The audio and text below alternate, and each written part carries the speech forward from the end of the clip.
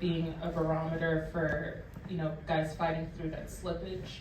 You mentioned the defense getting better as the game went on in Mexico City. I'm curious what else you saw that gave you a good gauge of you guys fighting through that slippage. I think coming off what was a tough game in Oklahoma City, and Mexico just being a different environment for both teams. I think some of the things that we didn't do well early, we improved throughout the game. We took care of the ball more. I mentioned the rebounding late. Coming back in the fourth quarter, just continuing to play and compete. All those things I think are things we take forward for us. You're getting Wes Matthews back for the first time in the regular season. What does he kind of bring, and what's it been like for having him around the team even when he's been out? Yeah, I think who he is, and, as a player, who he's been throughout his career in the NBA, he's been a part of a lot of winning teams, and I think his mindset, even coming into the league, he had to fight for everything, and that mentality, nothing is given to you, regardless of how young you are or how old. I think he brings with him a mindset and a defensive presence as well.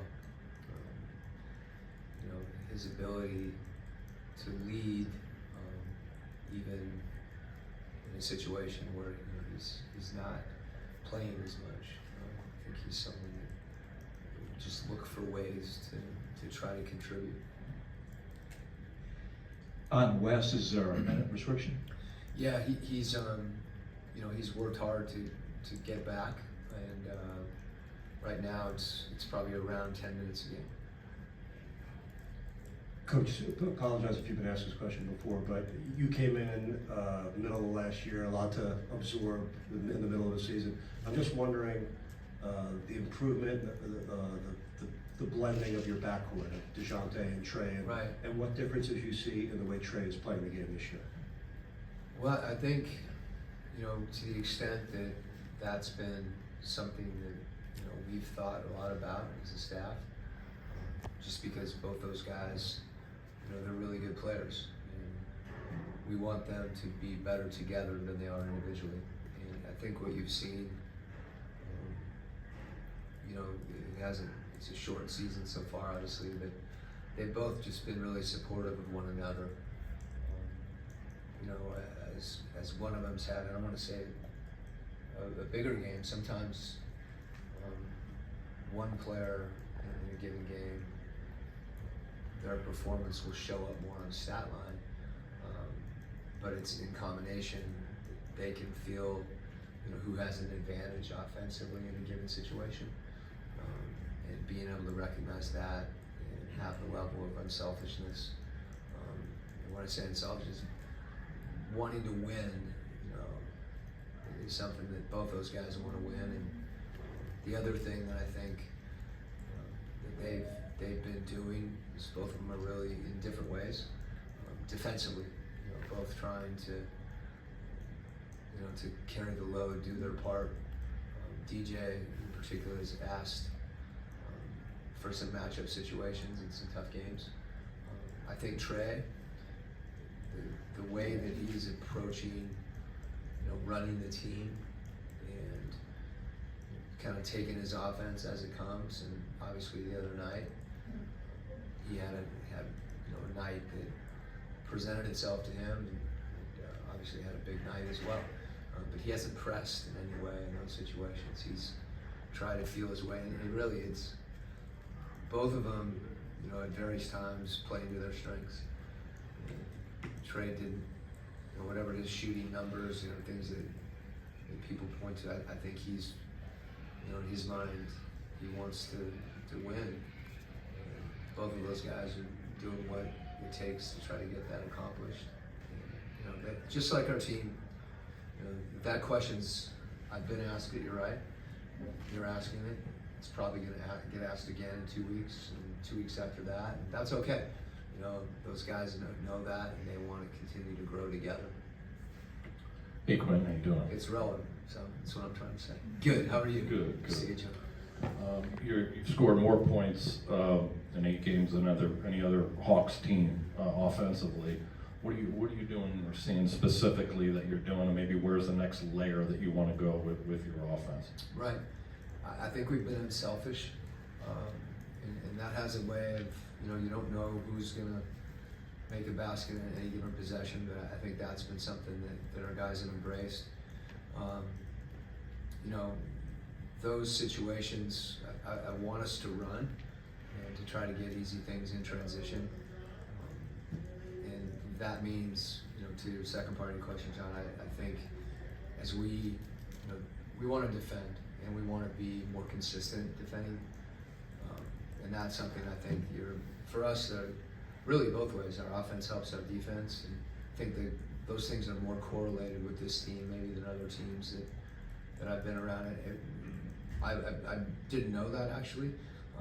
The thing that I like hearing that is I don't think we've always shot the ball as well as I hope we will going forward, but that hasn't been, you know, a deterrent as, you know, say trying to play the right way for our team.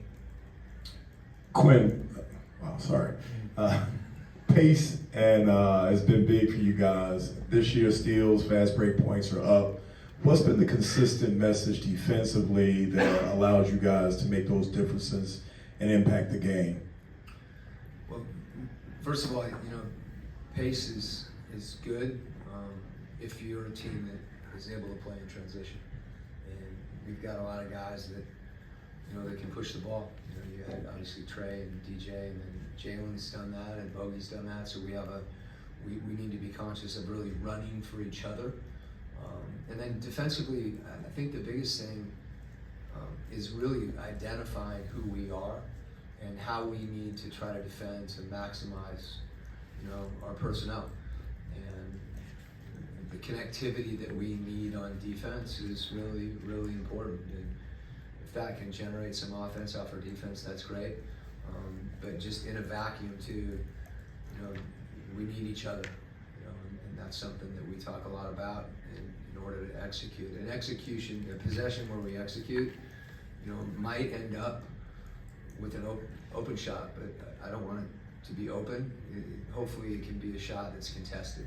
And that involves guys being connected and multiple effort type plays. And that's been a focus, and, you know, we're not as consistent as we want to be, but I think we know where we want to go.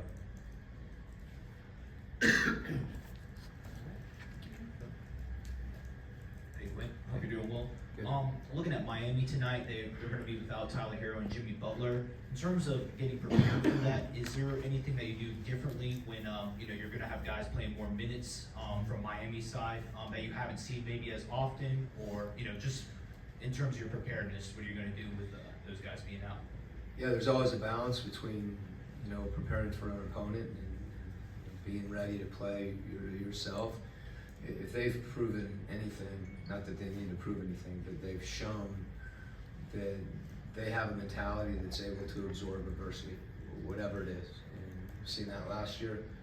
You know, so they almost relish those opportunities to compete. And they compete consistently, you know, as well as anybody in the league. And, you know, we've got to be ready. You may walk through a different play or whatever the case may be, but I don't think that's the pivot point of the game. You know, we have to play hard, we have to be disciplined, we have to execute, regardless of who we're playing against, and regardless, frankly, of who we have on the floor. Thanks, Coach. Okay.